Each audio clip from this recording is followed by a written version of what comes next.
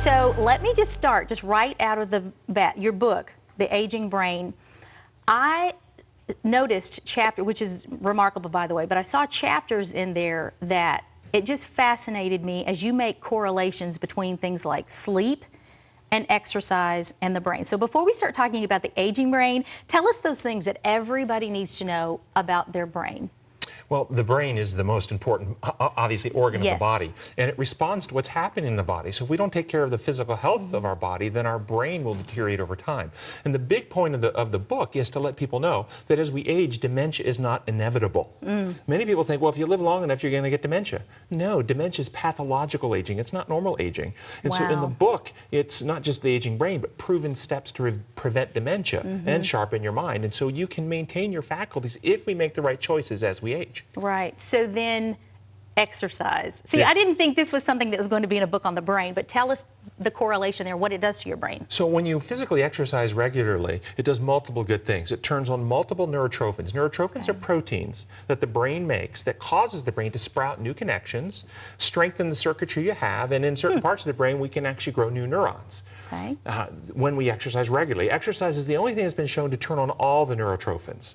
Additionally, when we exercise, we improve circulation, so we improve oxygenation to the brain. Okay. And then one of the elements that contributes to late onset Alzheimer's dementia is when we get insulin resistance, which comes from increasing inflammation through multiple reasons. Right. Exercise reduces inflammations. The muscle produces interleukin 10, which suppresses inflammation. It also improves insulin sensitivity. And insulin in the brain directs synaptic plasticity, the ability to connect new connections, neural signaling, memory formation, and so many wonderful things that happens in the brain, and exercise improves all those functions. So are we talking about running, cardio, Pilates? What are we talking about that's actually going to help your brain? Everybody wants to know, I know. People over the age 65, the data showed that walking 15 minutes a day, brisk walking 15 minutes a day, improved cognition, improved memory, and they could actually see volume changes in the brain that correlated with reversing aging by 2 years. The brain looked 2 years younger.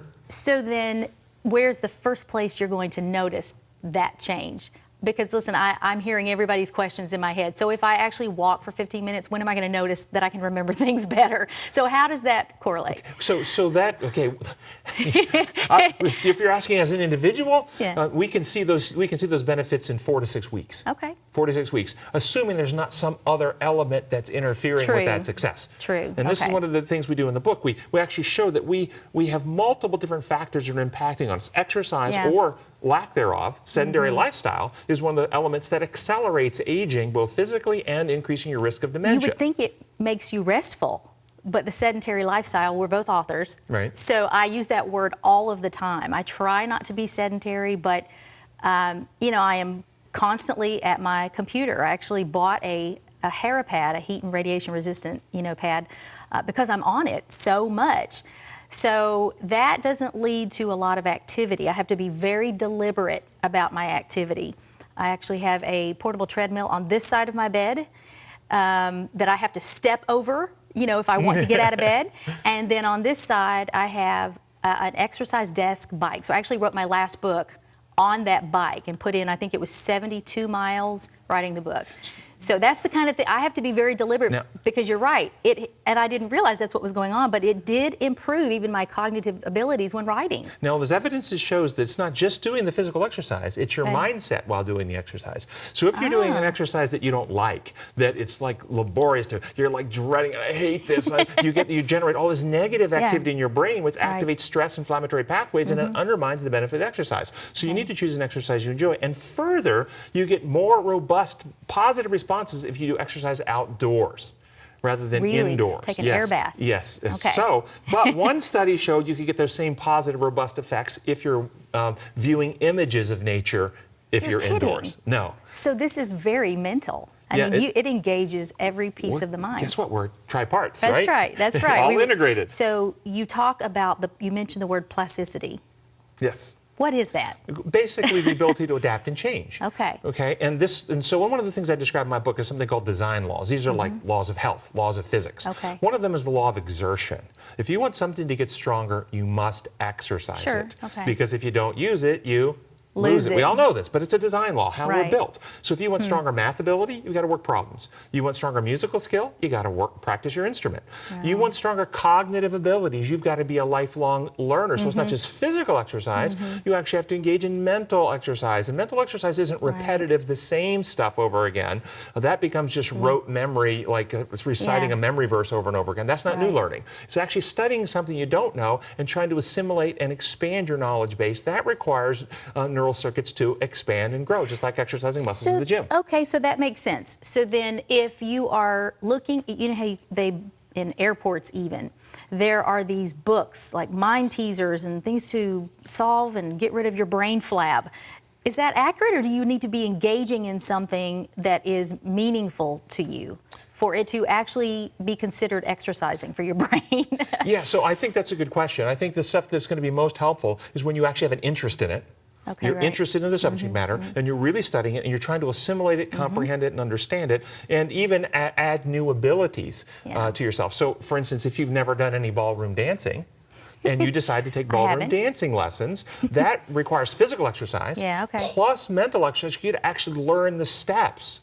Okay? Right. But if you already know ballroom dancing, then you go out there and do it. There's no cognitive engagement with that. You're just rote doing it now. So you get the benefit of the physical exercise, but you no longer get the benefit of the mental exercise unless you're learning a new focus step. No, that makes sense.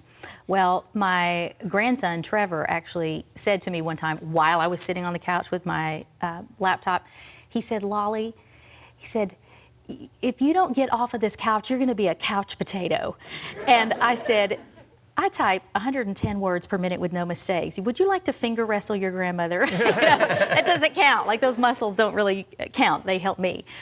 Okay, I want to transition to sleep because you have a chapter that I probably need to memorize. Now, sleep, you don't know this about me, but it got me in really big trouble, sleep deprivation. It wasn't that I couldn't sleep. I can lay down and be out in 8-9 hours, but I just wouldn't. I love what I do. I work all the time, but I play just as hard as I work. So I love this chapter and what you're doing and suggesting about the correlation between the brain and sleep. Expound on that. Yes, so people need to understand that your brain is 1% to 2% of your body mass or weight, but it uses 20% of your body's energy.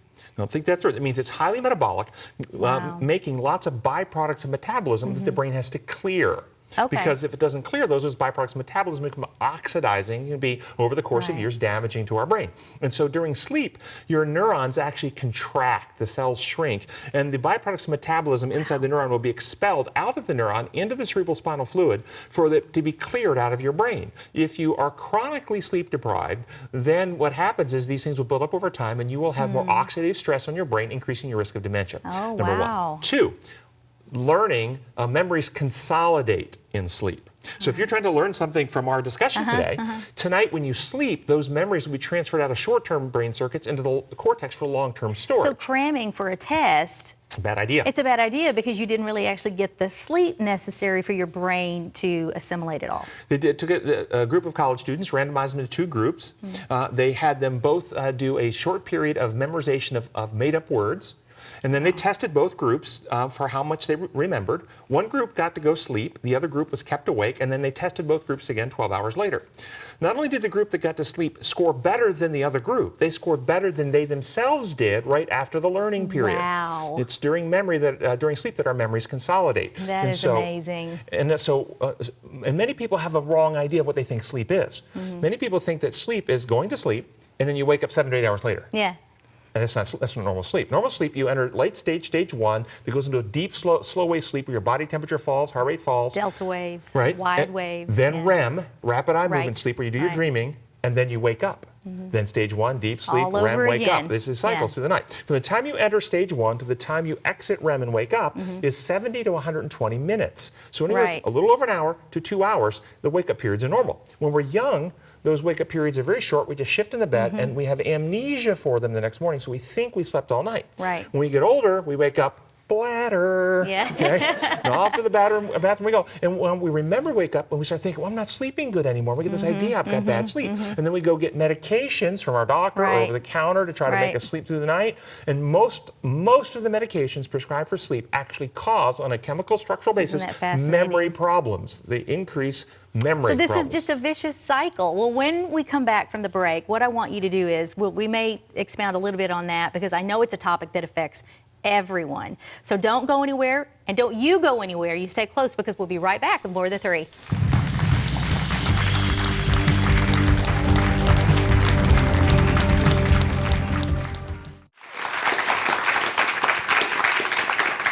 So we are back with Dr. Timothy Jennings.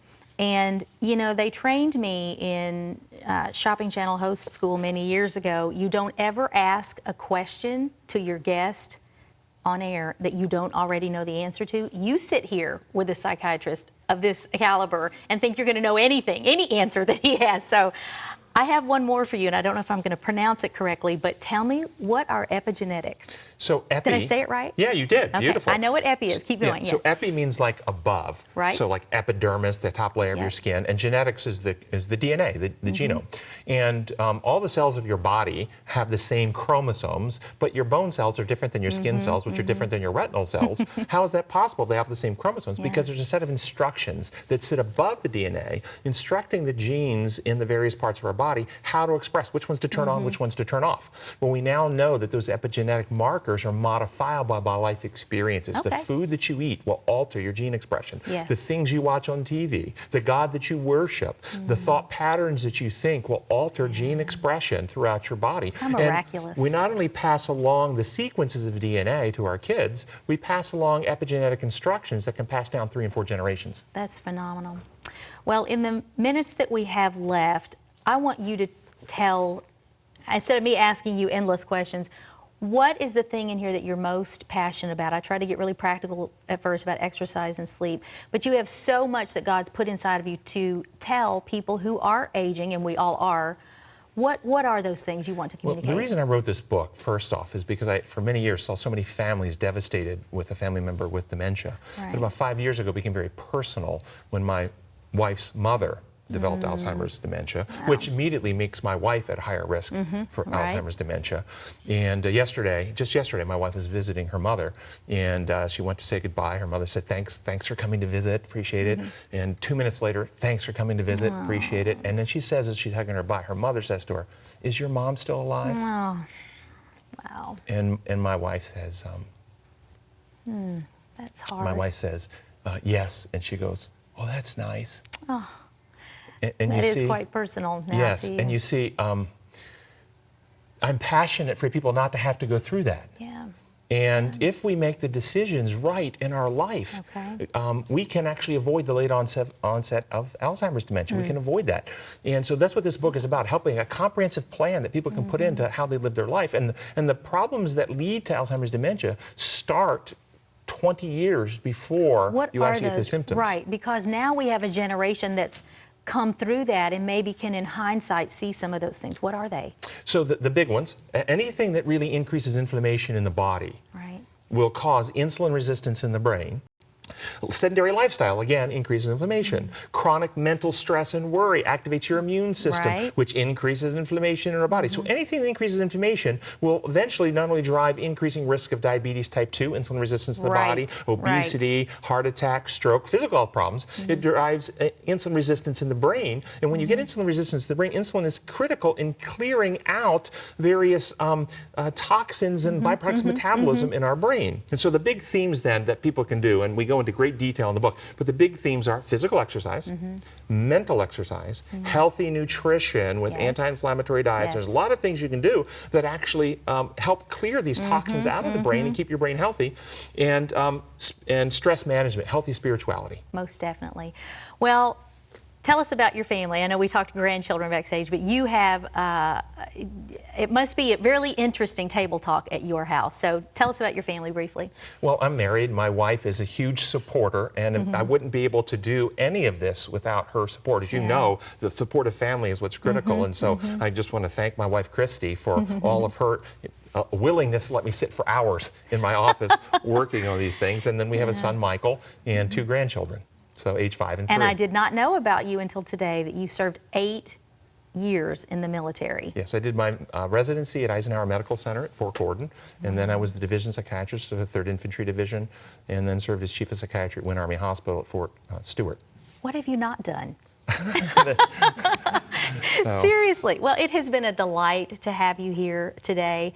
And I just want to thank you, may I say as well, for bringing that Christian perspective into a field that is often, I'm just going to go ahead and say it, godless. It's void of anything except psychology. And you have just done a beautiful job. You know, your books are tenderly written.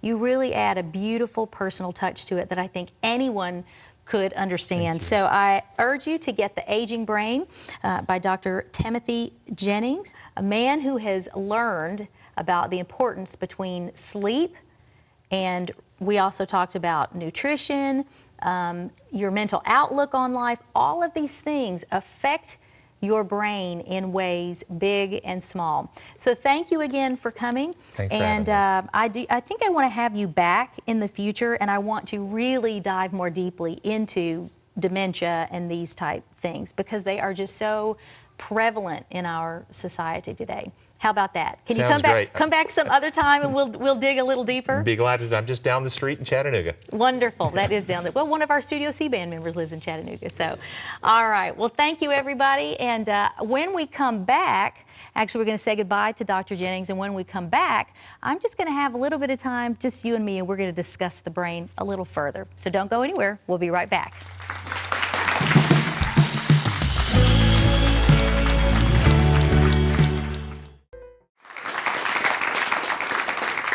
Hi, everybody. Welcome back. You're watching The Three, and I'm Laura Harris-Smith. We just had a wonderful conversation with Dr. Timothy Jennings. He's a psychiatrist, former military. He's a medical doctor. He has an amazing book called The Aging Brain, and we've spent quite a bit of time today just discussing, you know, how we can better take care of our brain so that as it ages, we don't encounter some things that we don't need to, mentally, emotionally. And so I just want to talk to those of you for just a moment who maybe have. I know that nobody wants to be depressed. Nobody wants to be anxious. Nobody wants to have to go to a psychiatrist like Dr. Jennings or to a doctor of any sort and say, I need help, I need medication because I am depressed or I am anxious or whatever it is. There's a myriad of things that might be going on in your life. So I do think that there is a place for medical care. I also know, though, that we are made of 3 parts: body, mind, and spirit. And so often what I have noticed about friends that I have had who have had to go on anxiety medications or depression medications is that they use them for a season. They use them to be able to, let's say, prevent suicidal thoughts or to get over a hump. But if you are there and you've been on these medications for decades, they can often do more harm than good. So I would just encourage you with this one thought.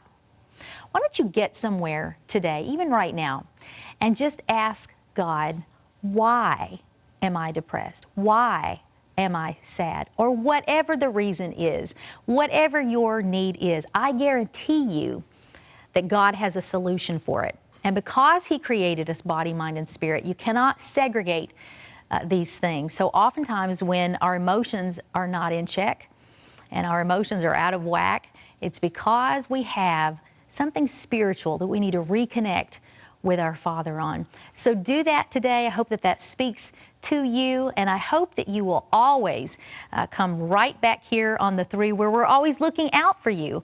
Body, mind, and spirit. Take care, and we'll see you next time on The Three.